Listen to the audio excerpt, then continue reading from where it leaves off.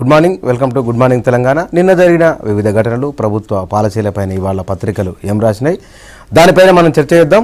ముందుగా పత్రికలు ఏమొచ్చినా ఒకసారి చూద్దాం. కొందరికి ముందే తెలుసా, ఆపరేషన్ బ్లాక్ మనీ అస్మదీయులకు ఎరుకే అని ఒక పత్రిక ప్రధాన వార్తగా ఇచ్చింది. మోడీ 500,000 నోట్ల రద్దుకు సంబంధించింది.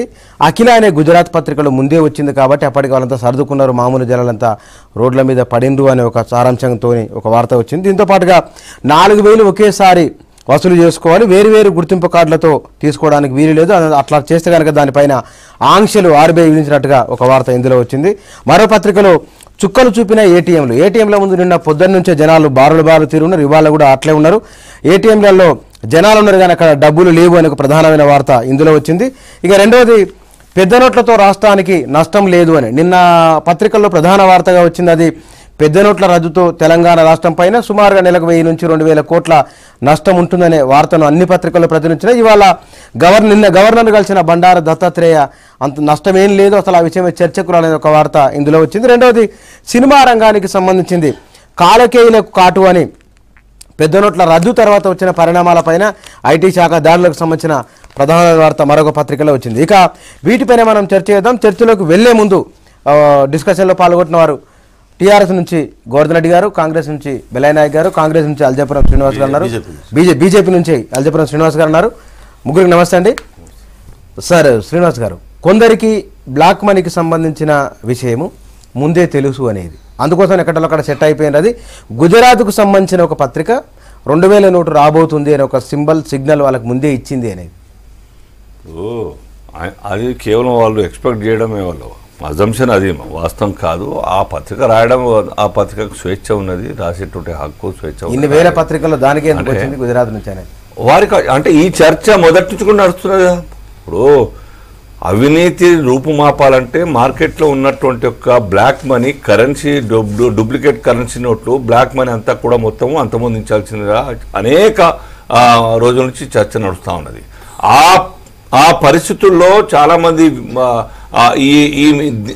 ఈ సబ్జెక్ట్ మీద స్టడీ చేసిన వాళ్ళు కూడాను, ఆర్థక్రాంతి అనే ఒక సంస్థ ఆర్గనైజేషన్ వాళ్ళు కూడా మోదీ గారిని కలవడం జరిగింది. వచ్చి రాగానే మోదీ గారిని కలిసి ఈ విధంగా ఉంటే బాగుంటుంది, మీరు ఆలోచించడం చెప్పడం. పత్రికలో అనేక వ్యక్తులు అభిప్రాయపడ్డారు, మార్చండి అని చెప్పేసి. ఇది అంచనా అందరికీ కోరిన విధంగానే ప్రజల యొక్క సౌకర్యార్థం, దేశాభివృద్ధి కోసం, దేశ రక్షణ కోసం ఈ యొక్క బ్లాక్ మనీ అంతమొందించాల్సిన అవసరం ఉన్న విషయం మొదటి నుంచి కూడా మాట్లాడుతున్న విషయమే. అందులో భాగంగానే అఖిల అనే పత్రిక రాసి ఉండవచ్చు. అంతేకాని ముందస్తుగా ఎవరికైనా ఇన్ఫర్మేషన్ ఇచ్చి ఉంటే ఈ దేశంలో బ్లాక్ మనీ ఉండే ప్రసక్తి లేదు. ఒక్క రోజులో 19,000 కోట్లు, సెకండ్ డే 33-34 కోట్ల రూపాయలు ఆ ట్రాన్సాక్షన్స్ జరిగినాయి అంటే మామూలు విషయం కాదు. బ్లాక్ మనీ అన్నది కొందరి వద్దనే ఉండి ఉంటుంది.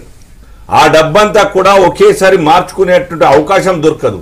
అటువంటి బ్లాక్ మనీ పనికి రాకుండా పోయేటువంటి అవకాశం ఉన్నది. కాబట్టి ఆ యొక్క బ్లాక్ మనీ ఒకవేళ కనుక లీకేజ్ ఇచ్చినట్టయితే, లీక్ చేసినట్టయితే వార్తని ఏ కోశానికి కూడా బ్లాక్ మనీ రూపుమాపదు, ఆ సద్దుమనగదు. కాబట్టి ఇది ఏ కోశానికి కూడా తప్పు వార్త. ఈ దేశంలో కేంద్ర క్యాబినెట్ మంత్రులు రూమ్లోకి వెళ్ళి బయటకు వెళ్ళకుండా కూడాను మోదీ గారు అక్కడనే విషయం చెప్పి ఇమ్మీడియట్గా ప్రెస్ కాన్ఫరెన్స్ పోవడం జరిగింది. ఇది మామూలు విషయం కాదు. ఒకే రూమ్లో కూర్చున్నటువంటి ఒక వ్యక్తులందరూ కూడాను అయిన తర్వాత వెంటనే ఎవరు కూడా నోబడీ వాజ్ అలౌడ్ టు కమ్అట్. బయటకు వచ్చిన తర్వాత మోదీ గారు మళ్ళీ ఆర్బీఐ అధికారులందరూ కూడా ప్రెస్ ముందర మాట్లాడడం జరిగింది. అప్పటి వరకు ఎవరు తెలియదు, కేవలం క్యాబినెట్ యొక్క అప్రూవల్, ఓరల్ అప్రూవల్ తీసుకొని చేయడం జరిగింది. ఇది అసాధారణమైన విషయం, దేశం మొత్తం కూడా గర్విస్తున్న విషయం. గోవర్ధన్ రెడ్డి గారు, నల్లధనం వెలికి తీస్తుంటే దేశం మొత్తం గర్విస్తుంది, అందరం సహకరిస్తాం, అన్ని ప్రతిపక్షాలు సహకరిస్తాయి, దీంట్లో ఎవరు కాదనేటువంటి అవకాశం లేదు. కానీ ప్రధాని ప్రకటన చేసే కొన్ని గంటల ముందే కోట్ల రూపాయలు ఒక బీజేపీ పార్టీకి ఎలా జమ అయినాయి ఒక్కసారి చెప్పాలి. కలకత్తాలోని ఒక సెంట్రల్ యూనియన్ బ్యాంకులోంచి 1000 రూపాయల నోట్ల కట్టలు బీజేపీ పార్టీలో ఖాతాలకు ఎలా జమ అయినాయి అంటే తెలియదు, ఎట్లా జమ అవుతాయి ఒకసారి అది కూడా గుర్తు చేయాలి.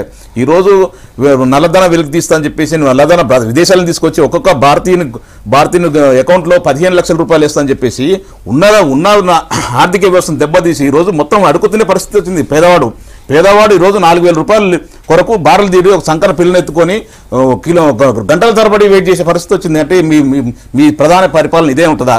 అంటే ఇప్పుడు ఒక మొత్తం భారతదేశంలో 10% వ్యవస్థని నల్లధనాన్ని వెలికితీస్తా అని చెప్పేసి 85% వ్యవస్థను రోడ్డు మీద తీసుకొచ్చి ఈరోజు ఒక చిన్న పేదవాడు ఒక లైఫ్ టైం ఒక ఎంప్లాయీ ఒక ప్లాట్ కొనుక్కుంటే ఈరోజు 60 లక్షలు 70 లక్షలు అమ్ముడుపోతుంది. 60-70 లక్షల అకౌంట్లో జమ చేస్తే ఆయనకి ఇచ్చేది ఎంత 10 లక్షల రూపాయలు 8 లక్షల రూపాయలు వస్తుంది. అంటే 200% 120% నువ్వు ట్యాక్సీల రూపాయలు తీసుకొని ఆడ కోటి రూపాయలు జమ చేస్తే 12 లక్షలు 14 లక్షల రూపాయలు నేను అకౌంట్లోకి వచ్చే పరిస్థితి వస్తుంది. అంటే ఈ రోజు ఎంత దాంతో చెప్పండి, కామన్ మ్యాన్ ఏమైనా నష్టమా?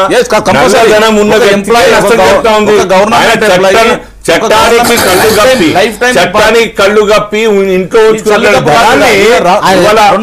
నేను చెప్తున్నాను చట్టానికి పొలిటికల్ పార్టీ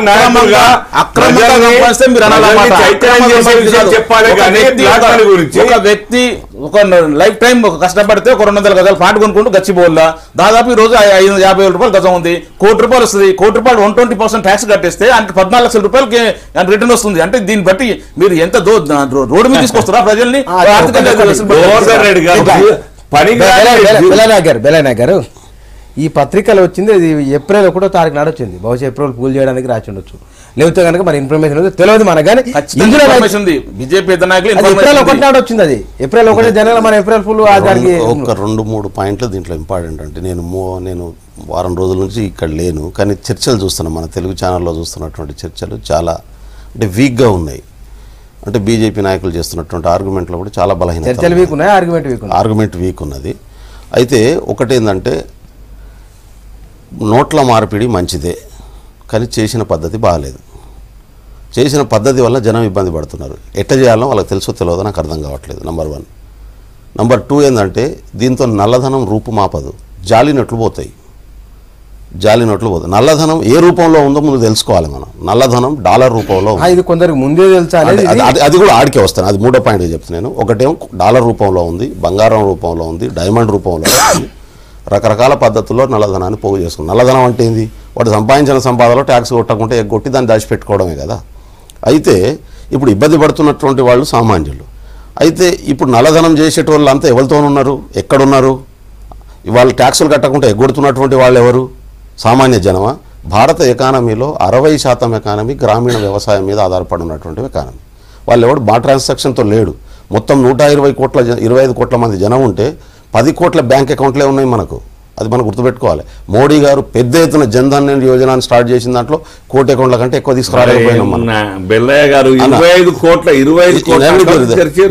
దయచేసి వినండి, మా అమ్మకు కూడా అకౌంట్ ఉన్నది, కానీ ఇంతవరకు ఒక ట్రాన్సాక్షన్ జరగలేదు.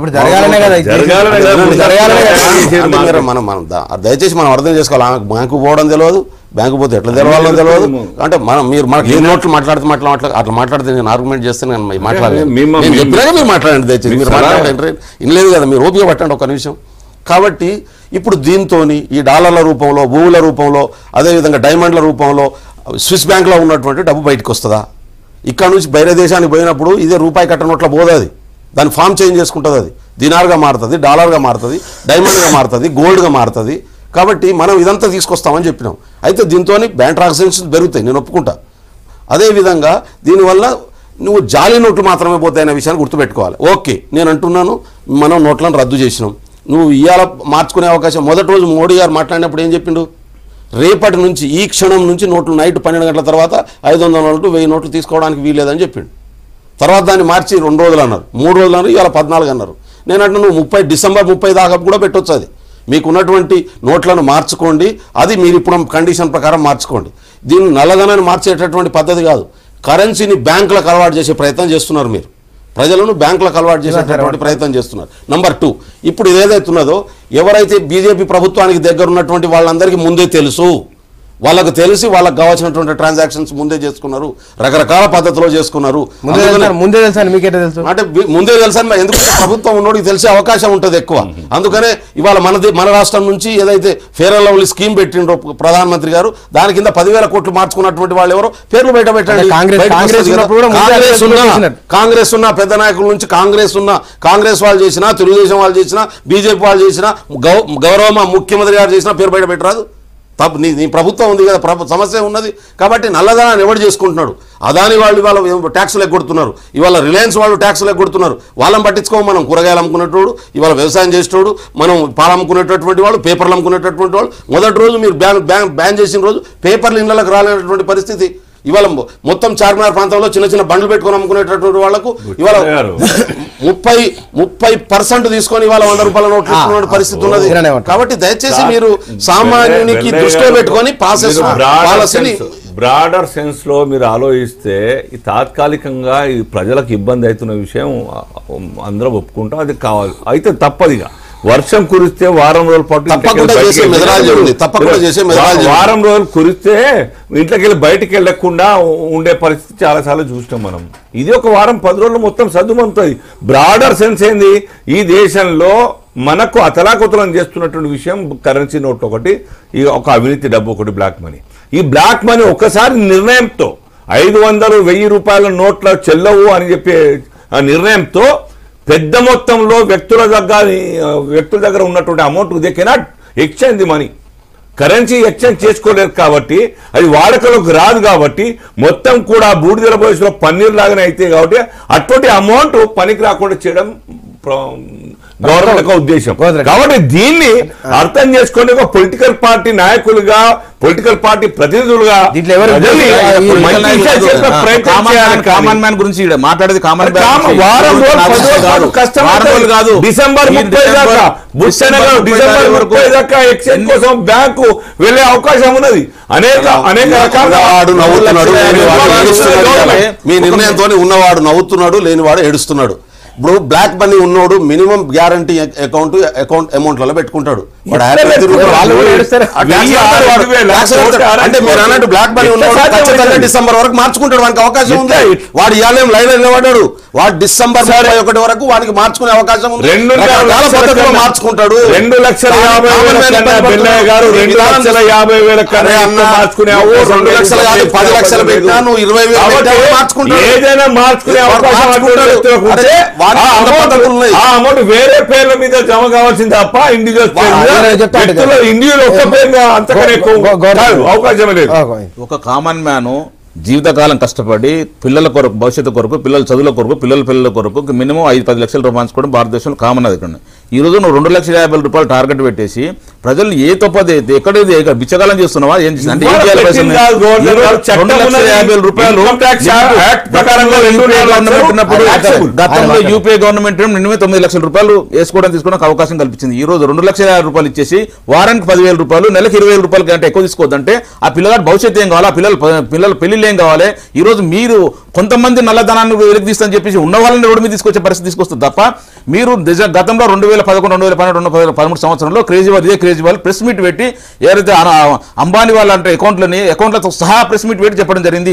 దాదాపు 600 పైచీలకు జనాలతోటి ఎంతమందికి స్విస్ బ్యాంకులు 1,000 కోట్ల రూపాయలని అవి తీసుకొస్తాను పక్కన పెట్టేసి ఒక్కసారి 600 మంది నెంబర్లు వాళ్ళందరూ అరెస్ట్ చేసి లోపలై ఎంతో కొంత బయటకు వెళ్తుంది. అదంతా వదిలేసి ఉన్న భారతదేశంలో ఉన్న ప్రజల్ని ఎంతో కొంత లైఫ్ టైం కష్టపడుకున్న పైసల్ని 5 లక్షలు 10 లక్షల రూపాయలని తీసుకుని రోడ్డు మీద అడిగే పరిస్థితి వచ్చాయి. రోజు 4,000 తిండి లేక పరిస్థితి ఉండే.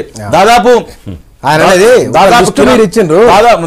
2,000 రూపాయలు ఇప్పుడు 1,000 రూపాయలు బంద్ చేసి 2,000 రూపాయలని అంటే ప్రింట్ చేయడంలో ఏం ఉపయోగం? నల్లదాన్ని ఇంకా పెరుగుతుంది తప్ప తగ్గుతుందా? ఇక్కడ తగ్గే అవకాశం ఉందా? ఆయన చెప్పాను ఇప్పుడు మీరు అట్లా కాదు. ముందు మీరు ఒక లిస్ట్ ఇచ్చిండ్రు, ఆ లిస్ట్ లో ఉన్న మీ ఈగ వాళ్ళలేదు, జనాన్ని తీసుకొచ్చి రోడ్డు మీద వేసి ఎందుకు అంటున్నాడు ఆయన? లిస్ట్ ఇచ్చింది కాదు, ఆల్రెడీ ప్రభుత్వం మొదటి నుంచి హెచ్చరిస్తూ వస్తున్నది. నల్లధనం మొత్తం కూడా మీరు సరెండర్ చేయండి, మొత్తం తీసుకురండి, గవర్నమెంట్ తీసుకురండి, మీకు ఎటువంటి కేసు లేకుండా ఇది చేస్తామని చెప్పేసి ట్యాక్స్ కట్టుకొని జరిగింది.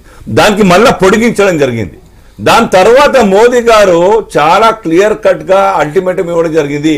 కఠినమైన నిర్ణయాలు ఉంటాయి, జాగ్రత్త అని చెప్పి, ఎవరిని స్పేర్ చేసేది అని చెప్పి ఎప్పుడు అది ఆ యొక్క స్పిరిట్ అర్థం చేసుకోవాలి.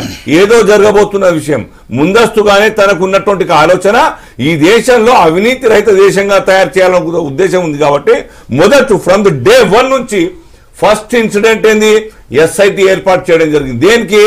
అవినీతి అంతమొందించడానికై, ఆ నల్ల డబ్బు బయటికి తీసుకురావడానికై ఎస్ఐటి ఏర్పాటు చేసినటువంటి government first decision cabinet.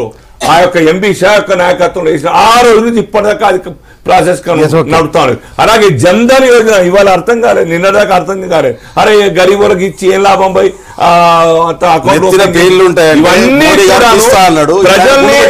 Bank transactions కు అలవాటు చేయడం కారణం. బ్యాంక్ ట్రాన్సాక్షన్ అలవాటు చేయడం ఒక నల్లధనాన్ని అరికట్టడానికి ఎవరు వ్యతిరేకించరు, ప్రజలకు మేలు చేయడానికి ఎవరు వ్యతిరేకించరు.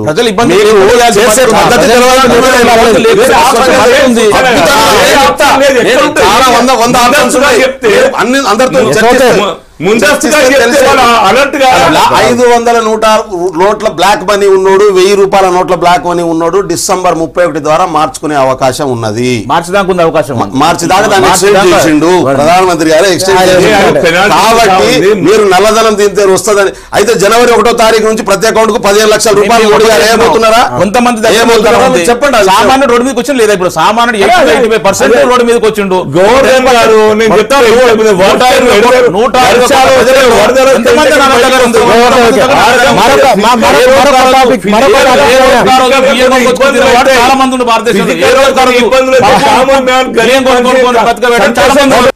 పెద్ద నోట్ల రద్దుతోని ఇందాక జరిగిన ముందే తెలుసా లేదా అనే విషయం పైన చర్చ చేసిన ఇప్పుడు ఇక పెద్ద నోట్ల రద్దుతో రాష్ట్రానికి నష్టమని నిన్న పత్రికలో చాలా ప్రధానంగా వార్తలు వచ్చినాయి. ఇవాళ కూడా కొన్నిట్లలో నష్టమనే వచ్చినాయి. కానీ కొన్నిట్లలో పెద్ద నోట్ల రద్దుతో రాష్ట్రానికి నష్టం లేదు అని కేంద్ర మంత్రి బండారు దత్తాత్రేయ అన్నట్లుగా వార్తలు వచ్చినాయి. దీనిపైన మనం మాట్లాడదాం. గోవర్ధన్ రెడ్డి గారు, పెద్ద నోట్ల రద్దుతోనే నిజంగానే రాష్ట్ర ప్రభుత్వానికి ఆదాయానికి గండి పడుతుందా? అంత నష్టం ఉంటుందా? ఖచ్చితంగా. అంటే గౌరవ మంత్రి దత్తాత్రేయ గురించి మాట్లాడిన మాట తెలియదు కానీ ఖచ్చితంగా గండి పడుతుంది. ఎందుకంటే ఈరోజు ఏ హోటల్ చూసినా ప్రజలు లేరు, ఎక్కడ చూసినా కూడా ఎక్కడ కూడా లేడు, రిజిస్ట్రేషన్ లేదు, స్టాంప్ డ్యూటీ లేదు, బిజినెస్ లేదు, అంత రోడ్డు మీదకి వచ్చి ట్యాక్స్ మొత్తం పోయినట్టే కదా. ఎందుకు ఖచ్చితంగా గవర్నమెంట్ మీద రాష్ట్ర ప్రభుత్వం మీద మినిమం 2,000 నుంచి 3,000 కోట్ల రూపాయలు ప్రతి నెల ఖచ్చితంగా పడుతుంది. దీంట్లో ఎవరు అవునన్నా ఒప్పుకోపోయినా అలా అంటే పార్టీ లైన్గా మాట్లాడుతుంది తప్ప ఒక కామన్ మ్యాన్గా మాట్లాడలేదు దత్తాత్రేయ గారు. ఖచ్చితంగా కూడా గవర్నమెంట్ మీద ఈ ట్యాక్స్ రూపంగా అనుకోండి, రియల్ ఎస్టేట్ వ్యాపారంగా అనుకోండి, స్టాంప్ డ్యూటీ పరంగా ఏ విధంగా చూసినా కూడా ఖచ్చితంగా 2 నుంచి 3,000 కోట్ల రూపాయలు గవర్నమెంట్కు అన్యాయం జరుగుతుంది, లోపం జరుగుతుంది. ఈరోజు ఎంత కామన్ మ్యాన్ 2,000 రూపాయలు 4,000 రూపాయలు 2,000 రూపాయలు నా 2 నోట్లు ఇస్తారు. అది ఎక్కడ మార్చుకోవాలని పరిస్థితి ఉంటుంది. ఎక్కువ కిరాణా షాప్ పోవాలంటే దాదాపు భారతదేశంలో ఎక్కువ మంది ఏ రోజు కాదు కొనుక్కొచ్చుకొని తినే వాళ్ళు చాలా మంది ఉన్నారు. అరే బియ్యం కొనాలంటే 40 రూపాయలు కిలో, 2,000 రూపాయలు నోటు ఇస్తాడు. ఏ కిలో బియ్యం తీసుకుంటాడు, ఎక్కడ తింటాడు, ఏం చేస్తాడు? అసలు కింద మినిమం కూడా ఆలోచించలేదు ప్రైమ్ మినిస్టర్ గారు. ఎంతసేపు నల్ల కుబేరుల గురించి ఒక 10% ఆలోచించి వాళ్ళ గురించి దేశం మొత్తం 85% 90% ప్రజల్ని రోడ్డు మీద తీసుకొచ్చి ఈ రోజు తిండి లేకుండా పరిస్థితి చెప్పే పరిస్థితి ఉంది. మోడీ గారు వస్తే ఇంకేదో అద్భుతం జరుగుతుంది, వెళ్ళిపోతాము, మా ప్రతి ఒక్కరి అకౌంట్లో 15 లక్షల రూపాయల అకౌంట్లో డబ్బులు వస్తాయని చెప్పేసి ఉన్న అకౌంట్లో రోడ్డు మీద తీసుకొచ్చే పరిస్థితి ఉన్న తన సొంత డబ్బులు అకౌంట్లో ఉన్న 5,000 10,000 తీసుకోవడానికి కూడా రోజు మొత్తం రాష్ట్ర ఆర్థిక వ్యవస్థ ఎవరు తన డబ్బులు లేవు. ఏం చేయాలంటే అన్నగారు బలైనా కానీ 4 రోజుల నుంచి రూపాయి ఖర్చు పెట్టలేదు, రూపాయలు లేకుండా తిరుగుతుంటారు. అట్లాంటి పెద్ద నాయకుడు పెద్ద వాళ్ళ పరిస్థితి రోడ్డు ఉన్నప్పుడు ఏ దాని దగ్గరికి పోయినా 3 కిలోమీటర్ల లైన్ ఉంటుంది పరేషాన్ అన్నది. అయితే అయితే 2 విషయాలు మనం ఇక్కడ మాట్లాడాలి. ఒకటి ఆఫ్లైన్ బిజినెస్, ఆన్లైన్ బిజినెస్. అంటే బ్యాంకుల ద్వారా జరిగే బిజినెస్, బ్యాంకుకు సంబంధమైనటువంటి జరిగేటటువంటి ట్రాన్సాక్షన్స్. ఇప్పుడు దీనివల్ల ఏం జరుగుతుంది అంటే బ్యాంకుల ద్వారా జరిగేటటువంటి వ్యాపారస్తులకు పెద్ద నష్టమేం లేదు తాత్కాలికంగా.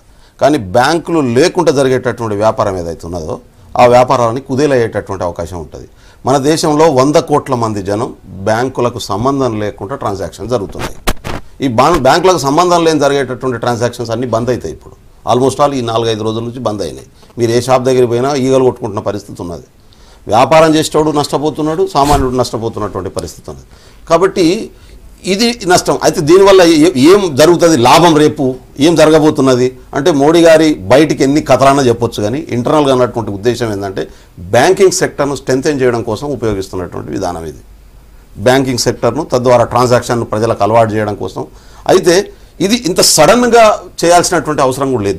దీన్ని ఒక ప్రొసీజర్ ప్రకారం చేసుకుంటే అయ్యేటటువంటి అవకాశం ఉంటుంది. కాబట్టి రాష్ట్ర ప్రభుత్వం మీద ఇమ్మీడియట్గా దీని ఎఫెక్ట్ పడేటటువంటి అవకాశం ఉంటుంది.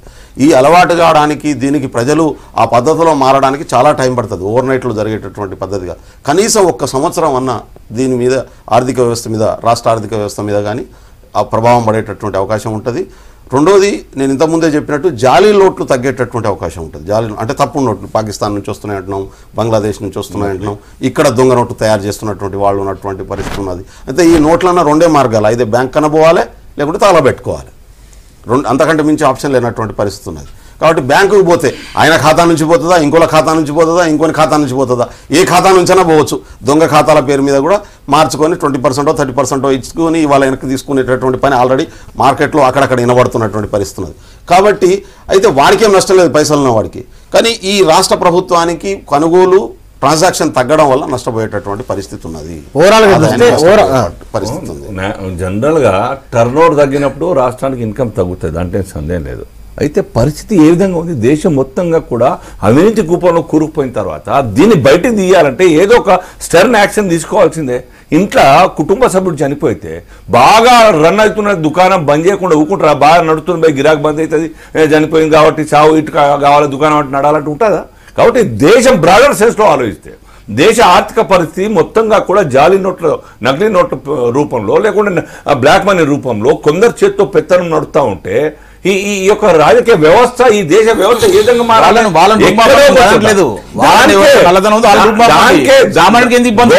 దానికోసం ఇవన్నీ కూడా యాక్షన్. కామన్ మ్యాన్ కి ఎక్కడ కూడా నష్టం లేదు. ఫిజికల్ గా వారం 10 రోజుల పాటు రాష్ట్ర ప్రభుత్వం తెలంగాణ ప్రభుత్వ ఆదాయానికి, ఎందుకంటే GST పెట్టిన తర్వాత ప్రభుత్వం వేసే పనులు పోయినాయి, అక్కడ పైనుంచి జరగాల్సిన ఆపరేషన్ మొత్తం అట్లా జరుగుతున్నప్పుడు అట్నుంచి ఇక్కడ వచ్చే ఆదాయం పోయింది. ఇప్పుడు జనం చేతిలో డబ్బులు లేకుండా ఇట్లా నష్టం జరుగుతుంది అనేది ఇది తాత్కాలికంగా రెవెన్యూ రాబడి కనబడుతుండే తక్కువ అని. అంటే ఇవాళ హోటల్కి వెళ్ళాల్సిన వ్యక్తి వెళ్లకుండా ఉంటాడు, కరెన్సీ లేదు కాబట్టి. ఆ ట్యాక్స్ ఉదాహరణ కాబట్టి ఇది అంతా తాత్కాలికంగా కొద్ది కష్టం ఉంటుంది, రాష్ట్రానికి రావాల్సిన రాబడి రాకపోవచ్చు, నెలపాటు నష్టంగా రాదు తాత్కాలికంగా. దాని తర్వాత నేచురల్ గా బట్టలు కొనే వ్యక్తి ఉంటాడు, రేపు మాప మళ్ళా తాత్కాలికం. ఆయన ఇప్పుడు జర్నల్ కూడా ఇవ్వాలంటే కొంత ఇబ్బంది ఉంది, చేతుల పైసలు ATMలో కొన్ని ఉన్నాయి, బ్యాంకులు ఉన్నాయి, జనం చేతుల పైసలు ఇవి ఉన్నాయి, ఇబ్బంది అయింది. ఇక నెలకో 2 నెలలకో నేను మళ్ళీ చెప్తున్నా, వీళ్ళు ఎక్కడ తప్పు మాట్లాడుతున్నారంటే బీజేపీ ప్రచారం చేస్తున్న తప్పుడు ప్రచారం అంతా ఎక్కడ ఉన్నది అంటే దీంతో బ్లాక్ మనీ పోతుంది అనేటటువంటి మాట అంటున్నారు. అది పోదు. నంబర్ 1 అది స్పష్టంగా మనం చెప్పాల్సి అంటే నేను మళ్ళీ చెప్పదలుచుకున్నా, ట్రాన్సాక్షన్లో జాలీ నోట్లు పోతాయి, దొంగ నోట్లు పోతాయి, బ్యాంకు టర్న్ ఓవర్ పెరుగుతుంది, బ్యాంకులకు లాభం చేసే వైపుగా నెడతాము. ఒక్క నిమిషం నాకు వినండి. మూడో ఇంపార్టెంట్ పాయింట్ ఏంటంటే నేను ఇంతకుముందు కూడా చెప్పిన, నెత్తిలో పెయిన్లు పడితే తీసేస్తా అన్నాడు మోరీ గారు. గుండు కొడతారని తెలియదు, ఇప్పుడు గుండు కొట్టిండు అంటున్నా నేను. కాబట్టి దీనికి మార్చేటటువంటి విధానంలో నువ్వు 1 రోజుకు టైం ఇచ్చినా, 15 రోజులు పెట్టినా, నెల రోజులు పెట్టినా ఈ నోట్లని బ్యాంకుకు మార్చాల్సినటువంటి సామాన్యుడు మారుస్తాడు. కానీ వెనక్కి తీసుకోవడం 4,000 అంటున్నావు, నేను అంటున్నా నా దగ్గర ఇన్కమ్ ట్యాక్స్ ప్రూఫ్ ఉన్నది, నేను 10 లక్షలు ఒకటేసారి మారుస్తాను, ఎందుకు అవకాశం ఇస్తలేదు?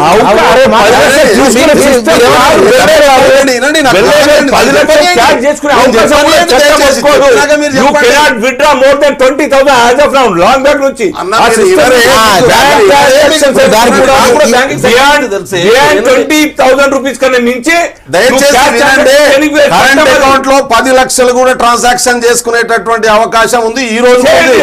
కాదని ఎట్లా అంటారు, దానికి 30% ట్యాక్స్ కట్టాల్సినటువంటి అవసరం ఉంటుంది. అయితే 2 రకాల బ్లాక్ మనీకి 2 రకాల ముఖ్యమైన కారణాలు తెలుసా, వాటిని ఎట్లా పరిష్కరించాలో తెలుస్తుంది. నేనేదంటే ప్రభుత్వానికి ఆదాయం తగ్గుతుంది, మిగతా చెప్తాం. 24 గంటల కింద GHMCకి 50 కోట్ల పైన వచ్చినాయి, ఇంకో డిపార్ట్మెంట్ 15 కోట్లు వచ్చినాయి. పాత బకాయిలని వసూలవుతున్నాయి. ప్రభుత్వానికి ఆదాయం పెరుగుతున్నప్పుడు గారు 14వ తారీఖు నాడు పాత నోట్లు బంద్ చేస్తున్నాం కదా, బంద్ చేసిన మర్నాడు నుంచి ఎంత ఆదాయం వస్తుందో లెక్క కట్టండి. మీరు ఉంటారు, నేను ఉంటా కదా. ఇప్పుడు ఈ పాత నోట్లు బంద్ చేసేయండి, రేపటి నుంచి తీసుకోవట్లేదని చెప్పండి. మర్నాడు నుంచి మన ఆదాయం ఏ % ఉంటుంది, సేల్స్ ట్యాక్స్ ఎంత అయింది, మొత్తం ఆంధ్రప్రదేశ్లో కానీ తెలంగాణలో కానీ భారతదేశం మొత్తంలో కొనుగోలు ప్రజలు కొంటేనే కదా ట్యాక్స్ రూపంలో వస్తుంది, ఎంత వసూలు అయింది అది చెప్పండి. కరెంట్ బిల్ ఎంత కట్టిర్రు, MCH బిల్ ఎంత కట్టిర్రు, పెట్రోల్ ఎంత పోసుకున్నారు. ఇప్పుడు చివరికి 500 కూడా వాడు ఇలా సాయంత్రం దాకా ఊపి పెట్రోల్ పోసుకుంటున్నాడు, పెట్రోల్ అమ్మకం కనబడుతుంది మనకు. కానీ మిగతా వస్తువులకు సంబంధించినటువంటి విషయంలో ఎంత అమ్మకాలు పడుతున్నాయి మనందరికీ తెలుసు. ఇప్పుడు ప్రజల దగ్గర కొనుగోలు శక్తి లేదు, తగ్గిపోయింది అన్నారు. కానీ ప్రజలు కార్డుకు అలవాటు అవుతున్నారు. కార్డుల ద్వారా లావాదేవీలు జరుగుతున్నాయి. దీనివలన బుచ్చన్న గారు 40% తగ్గింది కూడా కొనుగోలు ఈడ 30% కార్డు ధర వాడినా కూడా ఎంత కొంత వాడతారు. మినిమం కావాల్సింది మన భారతీయులు అలవాటు ఏంటంటే ఒక పెళ్లి చేసుకుంటే 10 లక్షలు 20 లక్షలు చిన్న మామూలు వేసినా ఒక 10 తులాలు బంగారం పెట్టుకుంటాడు, లేదా 5 తులాలు బంగారం పెట్టుడు. 5 తులాలు బంగారం కింద 1,50,000 2 లక్షల రూపాయలు బంగారం అవుతుంది. ఇది 10 మంది పిలిచి భోజనం మనకాడ సాంప్రదాయం ఉంది. 10 పెళ్లి అంటే 10 మంది పిలిచి భోజనాలు పెట్టే అవసరం ఉంది. ఇప్పుడు ఏ అవకాశం ఉంది చెప్పండి. 10 లక్షల రూపాయలు నీ అకౌంట్లో వేస్తే 3,75,000 రూపాయలు నువ్వు ట్యాక్స్ రూపాయలు తీసుకుంటున్నావు. 6,75,000 రూపాయలు వాడు 10 లక్షల రూపాయలు సంపాదించడం జీవితకాలం పడుతుంది. నువ్వు ఒక నిమిషాలనే 3,70,000 తీసుకుంటుంటే ఎట్లా ఎవరు యాక్సెప్ట్ చేస్తారు చెప్పండి. దీని మార్పులు చాలా ఉన్నాయి. ఇప్పుడు మెల్లమెల్లగా మార్పులు రావాలి. Political party common zero amount black money white అవుతుంటే వైట్ అమౌంట్ డబ్బులు అవుతుంది. నాకేమన్నా నా అవసరం తిరుగుతుందా? వైట్ అమౌంట్ బ్లాక్ మనీ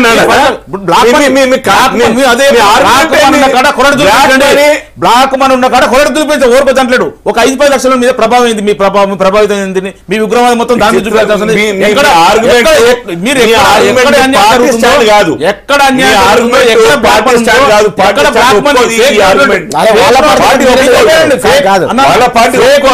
వస్తున్నాయి.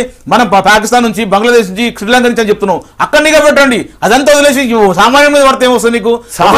ఉగ్రవాదాన్ని ప్రోత్సహించిన వాళ్ళు ఇప్పుడు 600 మంది ఖర్చులకు ఫిష్ బ్యాంకులకు 1,000 కోట్ల రూపాయలు నేను తెలుసు. వాళ్ళ మీద ఒక చిన్న యాక్షన్ తీసుకోవాలి. ఎప్పుడైతే ఫస్ట్ వాళ్ళ మీద చేసిన తర్వాత గోవర్ధన్ రెడ్డి గారు, ఇప్పుడు తాత్కాలికంగా కొంత నష్టం వచ్చినా ఒక 4 నెలలకో 3 నెలలకో మళ్ళీ కోలుకుంటుందా లేదా రాష్ట్ర ఆర్థిక వ్యవస్థ నష్టం భర్తీ అవుతుందా లేదా ఏమనుకుంటున్నారు? ఇప్పుడు ఉన్న ప్రొసీజర్ కంటిన్యూ అయితే మాత్రం భారత ఆర్థిక వ్యవస్థ అడుగుతున్న పరిస్థితి వస్తుంది. ఎవరు కూడా కనీసం ప్రశాంతంగా బతికే పరిస్థితి లేదు. మనకి అందరూ ఉన్న వాళ్ళు ఈ భారతదేశం వదిలేసి వేరే కంట్రీలు పోయే పరిస్థితి వస్తుంది. మన మోడీ గారు చేసిన చలవ వల్ల ఎవరు కూడా ప్రశాంతంగా ఉండేటట్టు లేడు. 10 రూపాయలు పార్టీ ఒప్పుకోదండి. ఎందుకు ఒప్పుకోదు? ఎంతమంది మంది వాళ్ళ మీద రోజు కూలి చేసే వారి మీద ఎందుకు ప్రభావం చెప్తాడు. ఒక మాట ఏంటంటే, అంటే మనం కేంద్ర ప్రభుత్వం కొన్ని నిర్ణయాలు తీసుకోవాల్సి ఉంటుంది. మన ఆర్థిక వ్యవస్థ మీద దెబ్బపడకుండా ఇది కొంత అడ్వాన్స్ కావాలంటే, ఒకటి ఇప్పుడు ఏదైతే 2.5 లక్షల వరకు ట్యాక్స్ లేదనే దాన్ని పెట్టినరో అది 10 లక్షలు పెంచాల్సినటువంటి పరిస్థితి వస్తుంది. కొన్ని మార్పులు తీసుకోకుండా నష్టం జరుగుతుంది. గోవర్ధన్ గారు చెప్పినట్టు ఈ అంటే యావరేజ్ లైఫ్ స్టైల్లో అంటే మిడిల్ క్లాస్ సామాన్యుడు బతికేటటువంటి పరిస్థితి దాకా ప్రభుత్వం చేతనిచ్చేటటువంటి పద్ధతిలో ఆర్థిక రూల్స్లో కొన్ని మార్పులు తీసుకోవాల్సినటువంటి అవసరం ఉంటుంది. ఆ రూల్స్ తీసుకుంటే దీనివల్ల ప్రజలకు ఎక్కువ మేలు జరుగుతుంది, ప్రభుత్వానికి కూడా దానివల్ల లాభం జరుగుతుంది. మీరు అన్నట్టు బ్యాంక్ ట్రాన్సాక్షన్ పెరిగేటటువంటి అవకాశం ఉంటుంది, తద్వారా ఆదాయం పెరుగుతుంది. అట్లా కాకుండా మనం ఇప్పుడు పెట్టుకున్నటువంటి 5 లక్షల సీలింగే పెట్టుకొని అంతకంటే ఎక్కువ ఉన్నటువంటి వాళ్ళకు 30% దాకా మనం వసూలు చేసేటటువంటి పద్ధతి పెట్టుకుంటే తప్ప ఇవాళ జీవితం మొత్తం కష్టపడేటువంటి వాళ్ళు కొలాప్స్ అయ్యేటటువంటి అవకాశం ఏర్పడుతుంది దీనివల్ల. కాబట్టి ఈ మార్పులకు కనుక ప్రభుత్వం ఉపయోగపడుతుంది. ఇప్పుడు గవర్నమెంట్ ఆఫ్ ఇండియా నుండి ఇవాళ 2.5 లక్షలు చెప్పింది కాదు, మొదటి నుంచి ఉన్నది. ఇన్కమ్ ట్యాక్స్ యాక్ట్ ప్రకారం 2.5 లక్షల వరకు ట్యాక్స్ ఎగ్జంప్షన్ ఉన్నది. అదే సీలింగ్ ఇప్పుడు మనం ప్రచారం చేస్తుంది. మీ ఖాతాలో 2.5 లక్షల నుంచి 10 వరకు పెంచితే రాష్ట్ర ప్రభుత్వానికి ఏమైనా మేలు జరుగుతుంది?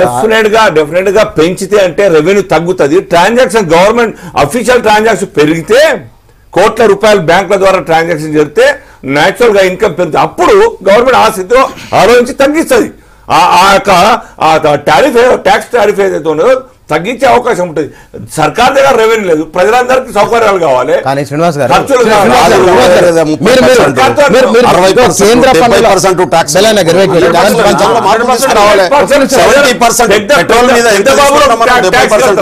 లిక్కర్ మీద 70% ట్యాక్సులు, 80% ట్యాక్సులు, అదే విధంగా సామాన్య వాడుతున్న పెట్రోల్ మీద 66% ట్యాక్సులు. అంటే ట్యాక్సేషన్ విధానం బ్లాక్ నేను పార్టీల పరంగా కొత్త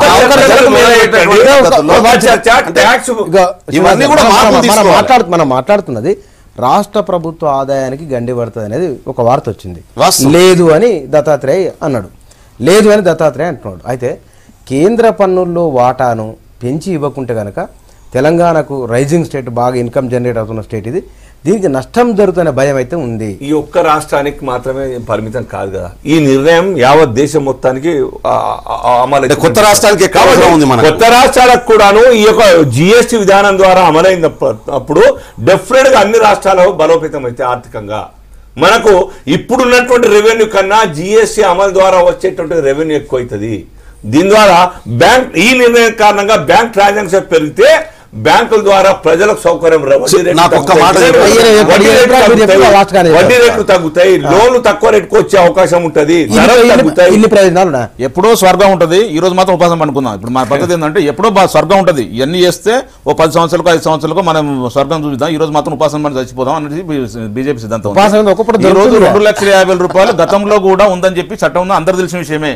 కానీ ప్రభుత్వాలు ఏంటంటే చూస్తున్నట్టుండే అందరూ ప్రతి మనిషి ఆర్థికంగా డెవలప్ కావడానికి ఒక అవకాశం కల్పించింది, ఎవరు కూడా పట్టించుకోలేదు.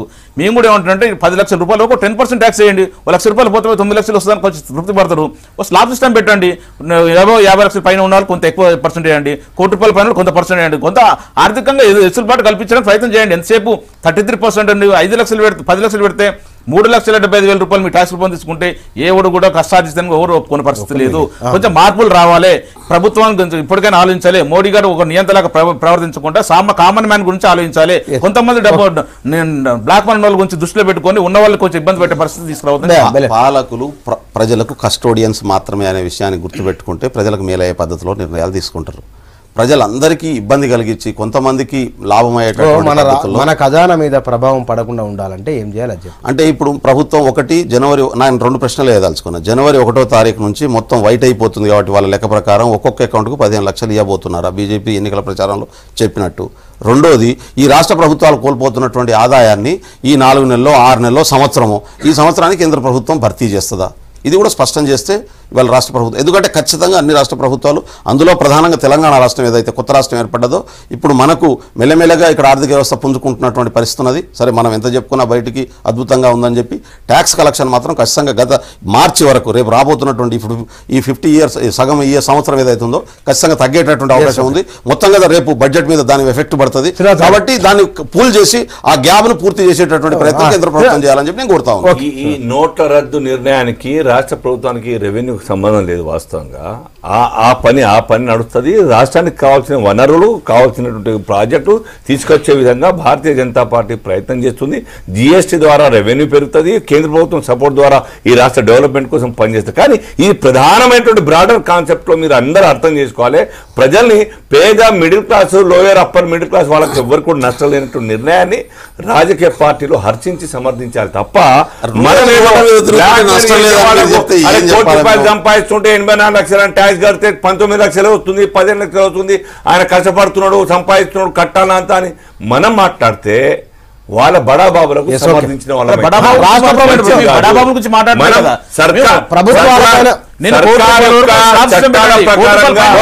రాజకీయ పార్టీలు చట్టాలను శ్రీనివాస్ గారు, బెల్లనాయక్ గారు, గోవర్ధన్ రెడ్డి గారు, థ్యాంక్ యూ అండి ముగ్గురికి. ఇది వాటి గుడ్ మార్నింగ్ తెలంగాణ. నమస్తే.